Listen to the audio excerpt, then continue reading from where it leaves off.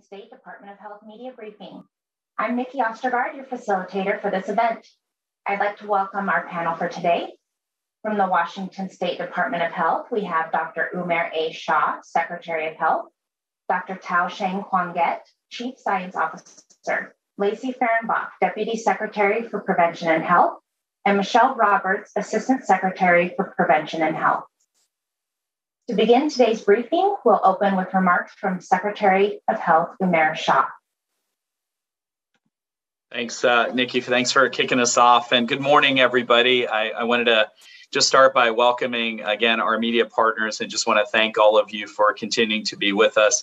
I did want to make a programming note right off the bat that starting in April, we will be changing the cadence of these meetings and the frequency of these meetings.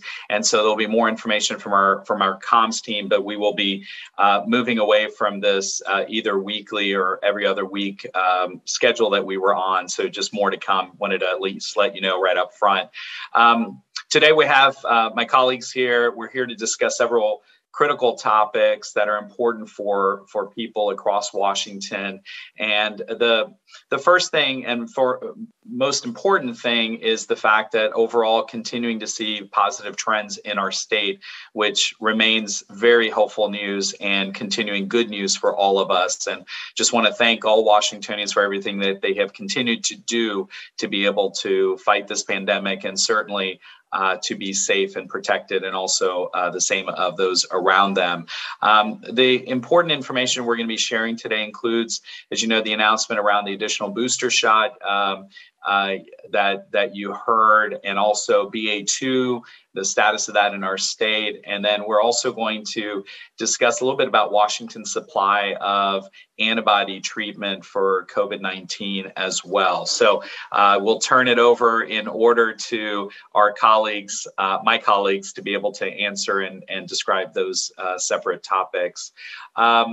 So let me start by just saying, again, in Washington, the trajectory of cases continues to be on the decline. And that, again, is fantastic news and welcome news. And we want to continue to see that news. And it's not just cases in the community, but we are continuing to see hospitalizations also decreasing as well. And Lacey will be showing some of these curves for you in just a moment. But just again, this is another promising sign of the pace of where we are in the pandemic, and also the declines that we're seeing, which is also important for all of us to recognize. That said, we're also watching BA2 across the country and across the globe. And it is true now that BA2 has now become the dominant strain for COVID-19 positive cases in the state of Washington. We are, however, the data are not showing that it is impacting hospitalizations as of yet. And while overall the cases and hospitalizations continue to decrease, the proportionality of BA2 of the cases has increased. And so I think that's an important message. So again, overall, things are better. The case numbers, hospitalization numbers are better.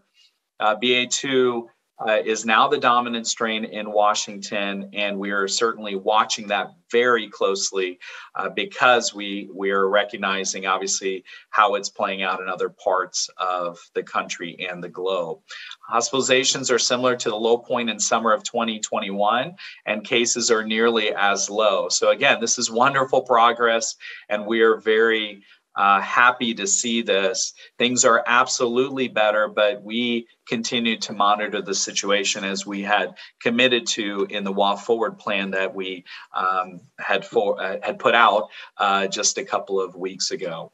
Now, this is an interim period, right? So this is what we have seen many times, and hopefully we will see a different place here from where we've been previously. Previously, we would see declines, and then we would see a surge. We're hopeful that we do not see a surge, and that we continue to see declines, and that COVID-19 fades into the horizon.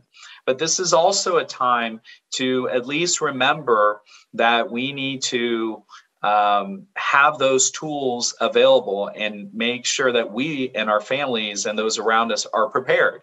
And so we will ask folks at this time to continue to remember to use masks when it's appropriate, to keep your masks around. Don't just throw them away or say, I'm never going to use these.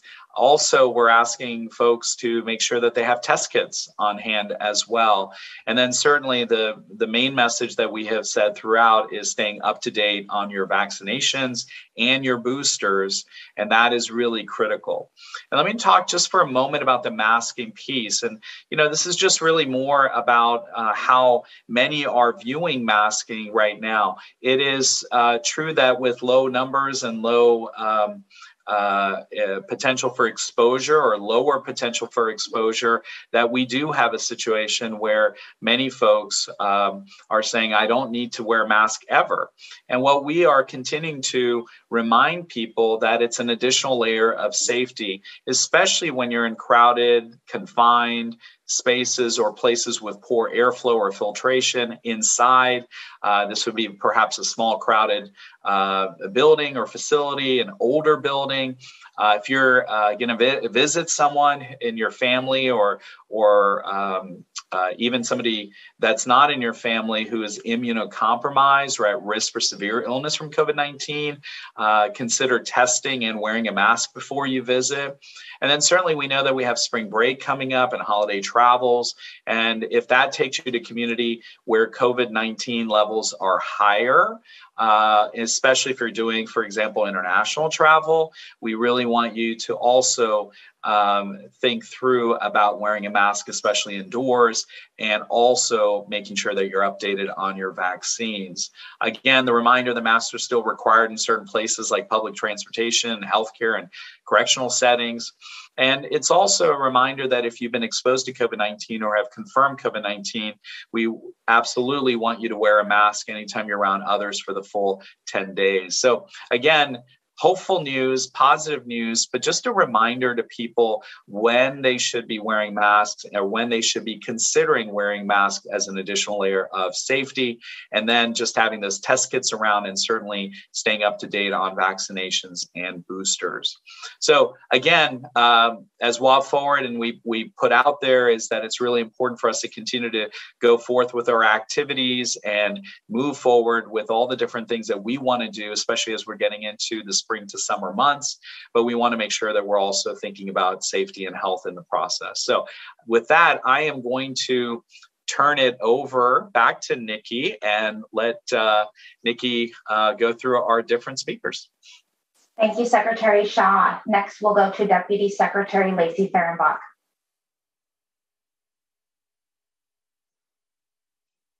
Good morning. Thank you, Nikki. Thank you to our media partners for being here today.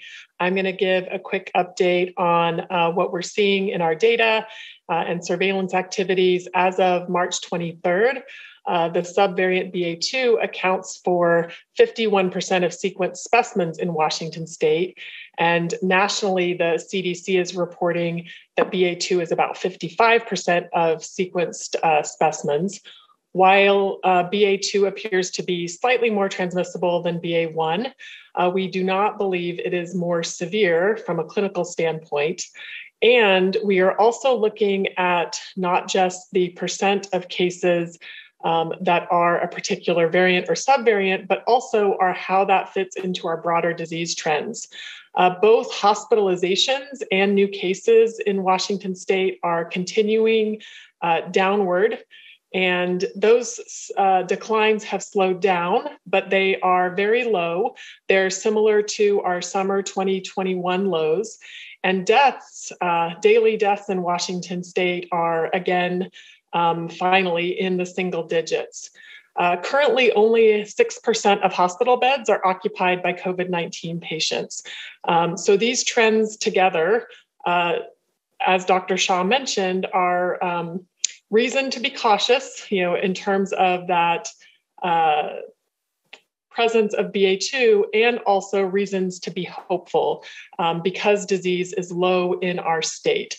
Vaccines continue to provide strong protection against COVID-19, and that includes current variants of concern circulating here in Washington State, the US, and the globe. People who are up to date with COVID-19 vaccines are at far less risk for severe illness, including hospitalization, as well as death from COVID-19. And now is a great time to get vaccinated or boosted if you have not already done so. There is good supply of vaccine in the state, ready availability of appointments. So take that step if you have not done so. Talk to your healthcare provider if you have any questions. We are continuing to monitor the situation closely with regards to our data and trends, and that includes here in Washington State, across the nation and globally. We know that there have been or are BA2 waves in Europe and parts of Asia, and there are a few states in the US that are seeing signs of increase, but we're not yet seeing an increase driven by BA2 here in Washington State. I also want to take a moment to remind you that this readiness is part of our forward plan for Washington State, which also includes goals and commitments around engagement and empowerment, prevention, and then system readiness support and capacity. So on the engagement side, we have been successful as a state because we have all come together for the common goal of protecting health. That is doing some of the things that Dr. Shah mentioned, like getting vaccinated or boosted, wearing a mask, especially if you are in a crowded indoor space or traveling to a place where disease is higher or vaccine rates are low. And then also working together to focus on healing, building resilience, connection, and community cohesion as we stay safer while COVID remains with us. We are going to be very focused on data monitoring and disease detection, using all of the tools we have to stay current and know the direction and condition of the pandemic here in our state. And certainly, when things change, we may adjust our response. These are things that we're doing. Of course, you all have actions you can do. Get vaccinated, get boosted to protect yourself against severe disease. Wear masks, have tests on hand. If you need any tests, you can order them from sayyescovidhometest.org and sign up for Hwang Notify. Hwang Notify is a free tool on your smartphone or iPhone that will alert you if you may have been exposed and allow you to alert others if you test positive for COVID-19 that they may have been exposed. Because viruses mutate when they are transmitted, one of the best ways we can combat future variants and keep our communities safer is to limit transmission, and vaccines, masks, tests, and staying home when we're sick can help us to keep disease levels down and reduce our risk for future variants or a possible BA2 wave. So with that, thank you, and back to you, Nikki. Thank you, Deputy Secretary Ferenbach. Next, we'll go to Chief Science Officer Tao Sheng Kwangget. Thanks, Nikki, and good morning, everybody. Thank you for joining us. As Lacey and Dr. Shah mentioned, things are moving in the right direction, and that's fantastic. But because there are still hospitalizations and deaths from COVID-19 occurring each day, and because we're continuing to keep an eye out for the possibility of an increase in cases from new variants, we want to make sure that those people who have moderate or severe immunocompromise, who are at higher risk of hospitalization and death from COVID-19, know about a preventive monoclonal antibody treatment called Evusheld that can provide 6 months of protection against COVID-19. It's an injection that has to be given in a doctor's office or healthcare facility. And it can be given to adults and children 12 years and older, and it needs to be given before COVID-19 infection. And it's potentially life-saving for two groups of people. So two groups of people are eligible for Evusheld. The first group are people who have compromised immune systems from either illness or medications that prevent their bodies from developing a protective response after vaccination. The second group are people who can't get COVID-19 vaccine because they have a severe allergy to the vaccine. So Evusheld is a treatment that could really be a life-saving game changer for these two groups of people. When it first came out in December 2021, it was very difficult to get because of limited supply. But fortunately, supply has improved greatly. And we now have thousands of doses of Evusheld that are sitting on the shelves going unused. And so we want to make sure that everyone who is eligible for Evusheld and could benefit from it knows that it's available. So if you are one of those people with moderate to severe immune compromise or can't receive COVID-19 vaccine because of severe allergy to the vaccine, be sure to talk to your doctor and ask if you are eligible for Evusheld. And if you are, work with your doctor's office to find a facility where you can receive the injection to get 6 months of added protection.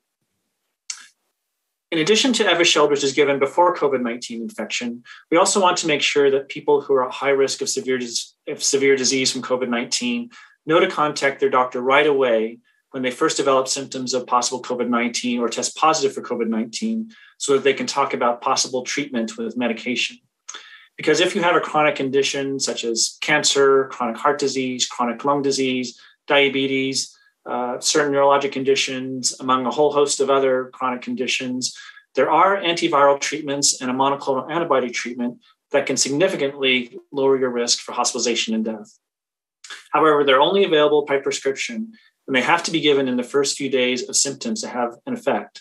So if you are at high risk for severe disease and you develop COVID-19, contact your healthcare provider right away so that you can discuss whether these treatments could help keep you out of the hospital. Or if you're currently well and you're seeing your healthcare provider for another reason, such as a checkup or a wellness visit, you might have a conversation with your doctor about whether these treatments are an option for you if you were to get COVID-19 in the future. And if you were to get sick, how to get tested and treated if that were to happen. So hopefully that won't be necessary because everything's moving in the right direction, as has been mentioned. But it's always good to be prepared just in case we do start seeing an uptick in case rates. So thank you, and back to you, Nikki. Thank you, Dr. Hwang. Next, we will go to, Assistant Secretary Michelle Roberts. Go ahead, Michelle. Good morning, everybody. I'm Michelle Roberts, and I lead the state's COVID-19 vaccine planning and distribution team. I'm going to share and start with some quick overview of the state's vaccination efforts, but then also share again and kind of highlight some of the same messages you've heard from everybody else about the power and importance of vaccines. But let's start out with some of today's data. So we've given out more than 13.2 million doses of COVID-19 vaccine to more than 5.8 million people across Washington. So this means that 81% of people age 5 and older, so those who are eligible for vaccine, have received at least one dose of vaccine, and nearly 74% are fully vaccinated. Every day, more and more people are protecting themselves by getting a booster shot.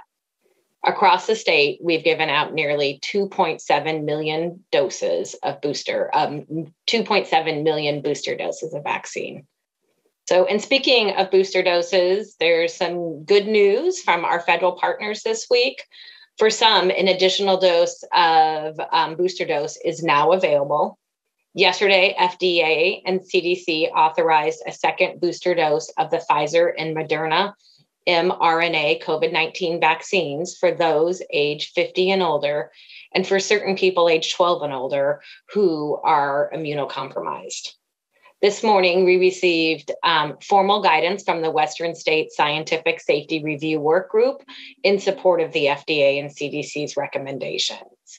So this means those who are eligible for a second booster can receive that additional dose. It needs to be 4 months or more since they got their first booster dose. Data continue to show that the COVID-19 vaccines offer powerful and substantial protection against severe illness, hospitalization, and death. And booster doses extend that protection.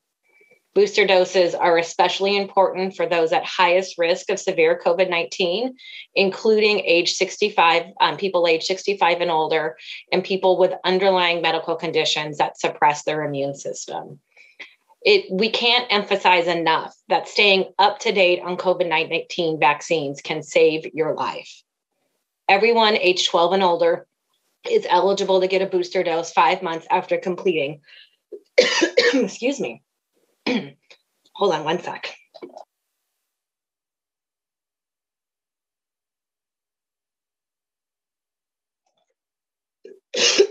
Sorry about that. I have a scratchy throat.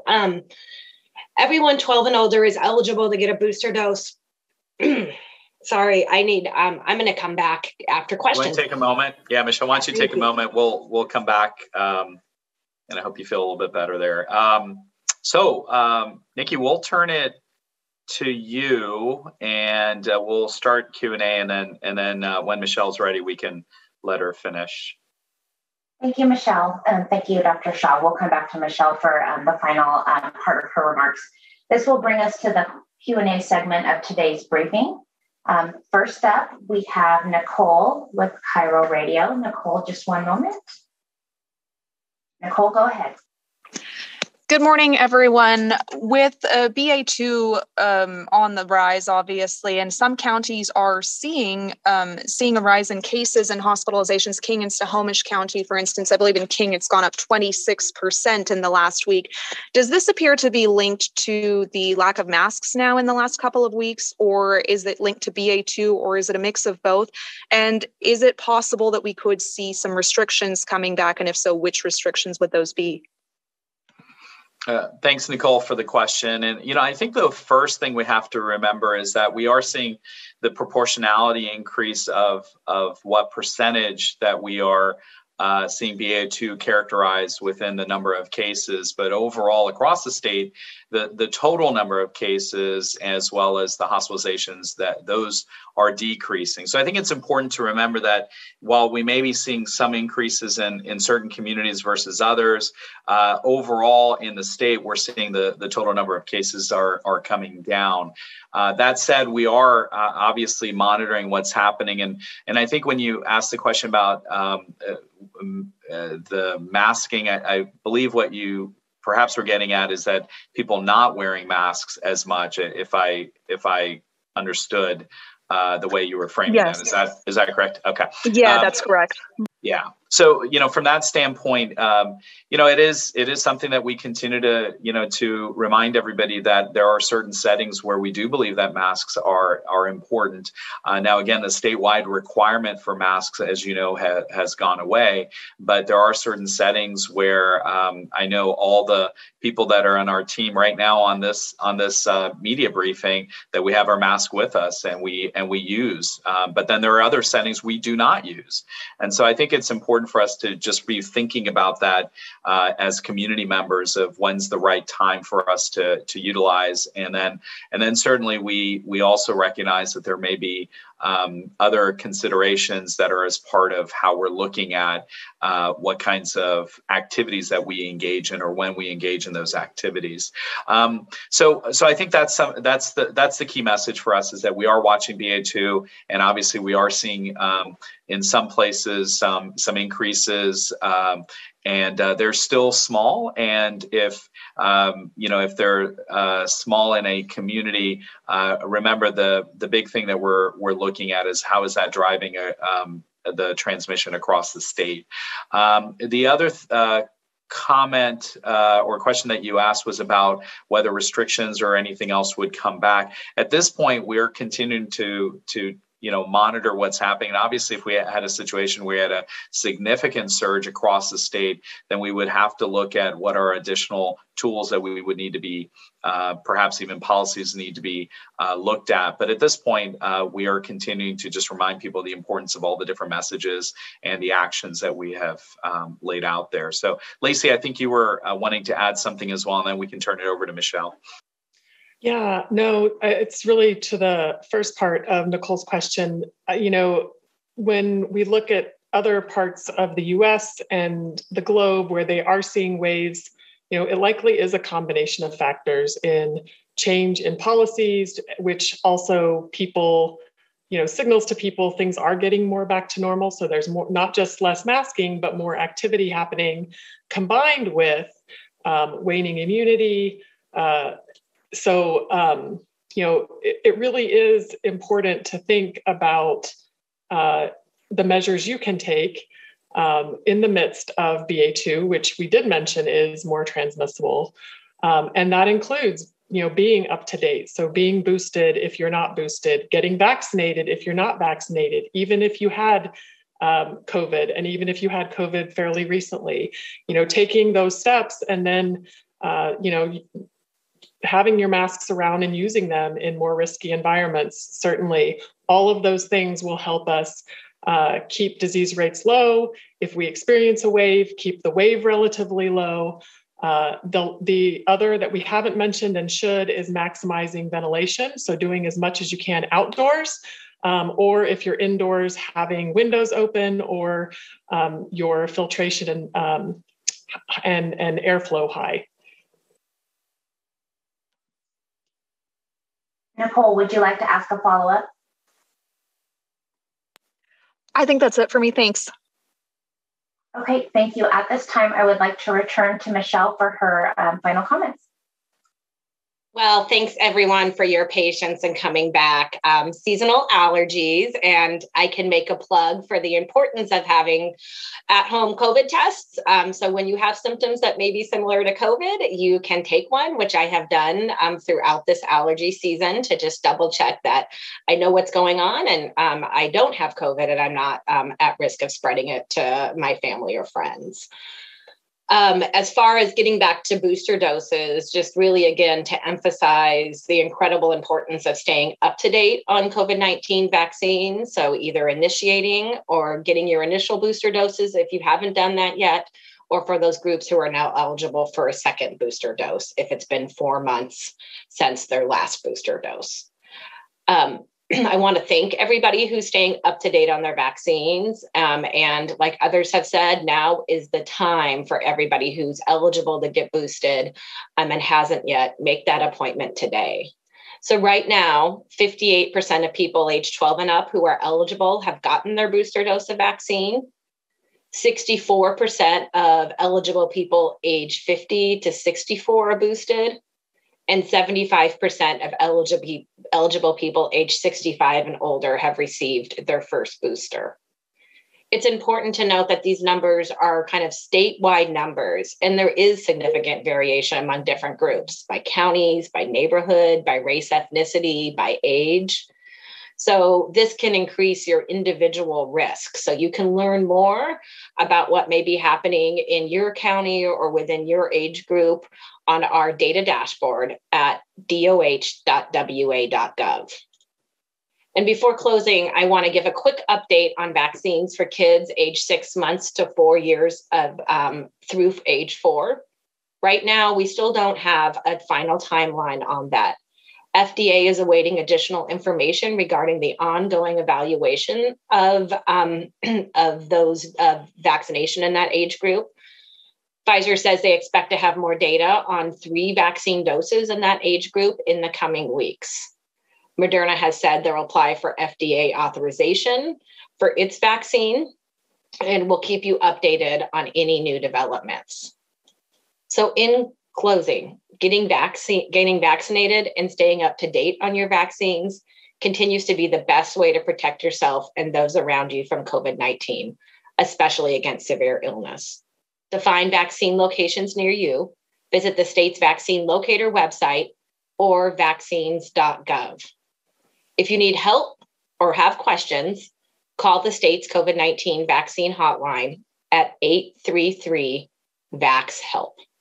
Thank you. Thank you, Deputy Secretary. We will return to our Q&A portion of the briefing. And next up, we have Kate with KUOW. Kate, one moment.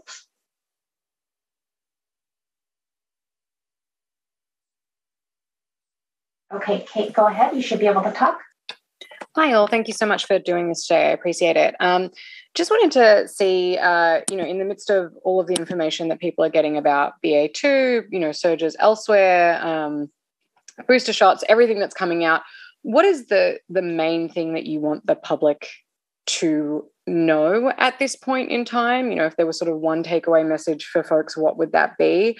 And then also, can you talk a little bit about what is going to happen for folks who are uninsured when it comes to getting vaccinations and testing, since there's some issues with federal funding for that? Thank you so much. Yeah, thanks, Kate. I'll turn the second question over to Lacey. On that first question, if Dr. Hwang and I can answer this one, my main message is that the pandemic is not over. We are at a different phase of this pandemic, but the pandemic is not over. That you can still get infected with COVID-19, and COVID-19, especially in certain groups or especially by risk, can still be dangerous. And the message is that we have all the tools now. We know what those tools are. We know how to use those tools. We've given all the guidance. We've made those tools available. We've done everything we can to promote how best to use and when best to use those tools. And so this is a time where, yes, we want people to enjoy their activities and go out, and especially as to Lacey's point about being outdoors and the weather is starting to turn. We want to make sure that people are doing those things, but we just want to make sure that they're keeping safety and health in mind. And so I think that's the main message, that think about this as another phase of the pandemic, and things are absolutely better. We want to continue to see that, but don't let off the guard completely and say, we're done, we're out of this, we're moving forward, because that's when people may get into trouble. So that's my main message. And Tao, you may have some additional thoughts about that as well. Yeah, I agree, Dr. Shah. Things are moving in the right direction, and we're optimistic, but we have to always be planning for the uncertainties and the unknowns. And I think especially for people who are at increased risk for severe disease from COVID-19, those with chronic conditions and immune compromising conditions or immune compromising medications, it's really important for all of us to help protect them. And that's by getting vaccinated, and that's by wearing masks in appropriate situations, as well as thinking about other preventive measures such as Evusheld that I had mentioned, as well as thinking about talking with their physician about how to prepare if there were to be an uptick in cases, if they qualify for treatment, and how to get tested and treated quickly. Thanks. Kate, would you like to ask a follow-up? I think if we could just get to that second one from Lacey. Yeah, thank you so much. Yes. So the first thing we'll want to start with is, if you are uninsured, like number one, consider looking on the exchange, the health benefit exchange in Washington State, to see if you can get insured. If you remain uninsured, there still are some options available. So many of the mobile clinics and vaccine clinics that local public health and the state run are actually funded through FEMA reimbursement, and people who are underinsured and get their services at those sites would not have to pay. Insurance is not billed. There also is a program through the state's healthcare authority that provides grants to places like federally qualified health centers, rural health clinics, public hospital districts, even behavioral health providers, to help cover the care costs for uninsured individuals. And that could include testing and treatment. So we, first of all, want to really thank our partners in the Healthcare Authority. This program existed before, but they have really amplified the availability of these funds and stepped in with this loss of HRSA funding to cover important services related to the pandemic for uninsured people. So those are some of the options. Number one, get coverage if you can. That's important, for your broader health, physical and mental, and access to care. And then if for some reason you can't, and you need care before you can, some of those places I mentioned, like your community pop-up sites, local public health, community health centers, public hospitals, et cetera, likely have access to that funding and could potentially cover costs for uninsured individuals. Thanks, Lacey. Kate, one other message that, and this goes to both what Lacey and Dr. Hwang as well as Michelle have brought in, and Michelle can certainly add to this, but I just want to make sure with the announcement this week around the additional booster dose that we're particularly interested in the populations who are at most risk for severe disease and seniors. These are the populations that we really want to emphasize, making sure if you've not gotten your first vaccine, even get vaccinated. If you're eligible for your booster, especially with the change and the additional recommendation from this week, get your booster. This is the population that we're really, really concerned about. And we've said that multiple times, but I just want to make sure it's those who are at increased risk, and especially those seniors. We want to really get the information out to get your vaccination status or your booster status updated. That is so critical to our messaging to everyone, but in particular to these populations. And then certainly when you're around somebody that's of that either a health condition and or age, that's what you want to also be careful with the actions that you're taking as an individual. So just wanted to add that. And Michelle, anything you wanted to add to that? Because I think that's a key message that we do not want to overlook is what occurred this week. Yeah, just add that staying up to date with your COVID vaccines it can save your life. Like, it is incredibly important. Like Dr. Shah said, we are still in a pandemic. I mean, there's lots of hopeful signs, but we're learning in real time about long-term protection of these vaccines, especially against severe illness. And it's the power of these vaccines to prevent severe illness is astounding. More than 20 times as likely to not die if you have been boosted compared to being unvaccinated. And that data continues to hold strong every time it's looked at. So I think we can't emphasize enough while we're still in the midst of an active pandemic with a lot of not knowing what is next, the best thing you can do is stay up to date on your COVID-19 vaccines.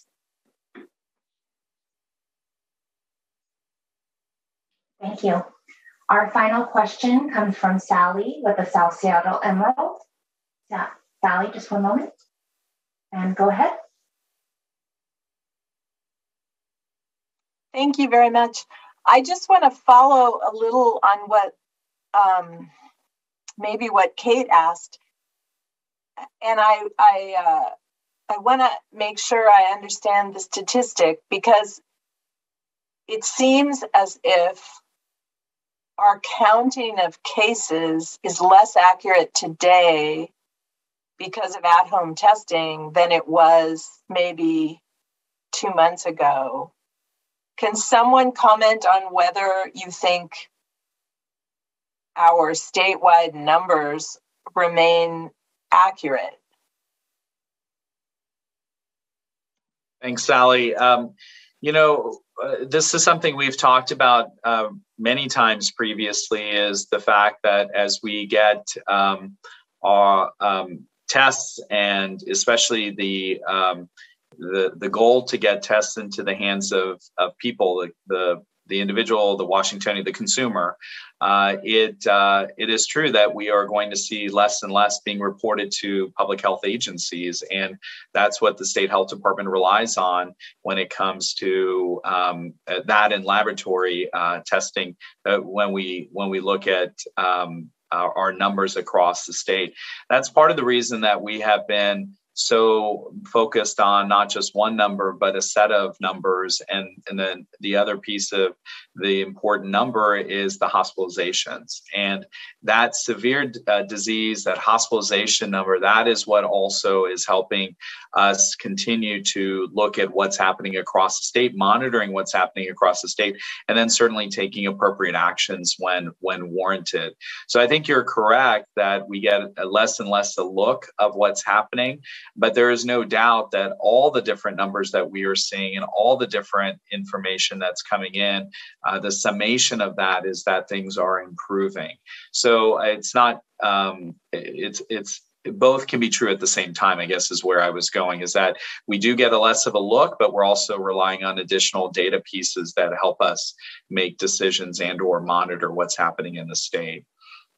Lacey, or Tao or Michelle, anything you wanted to add on that?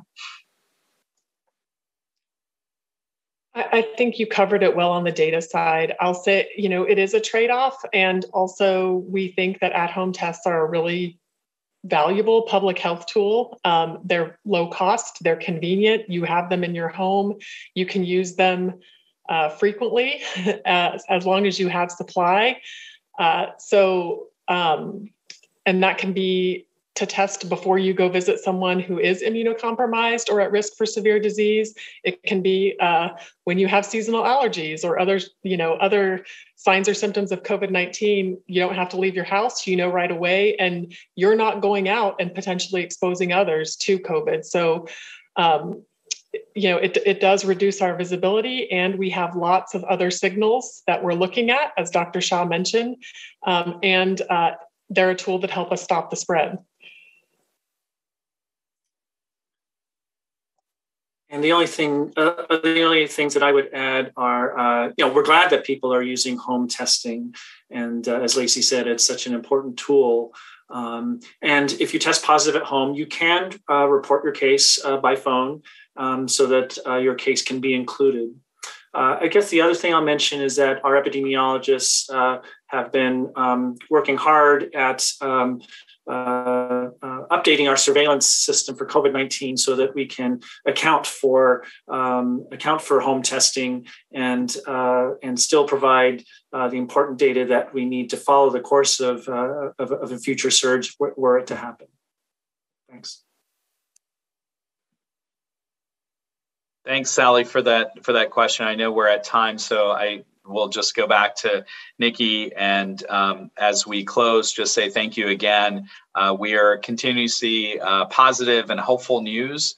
We are watching what's happening across the globe and across the country, and certainly monitoring everything that's happening within the state of Washington.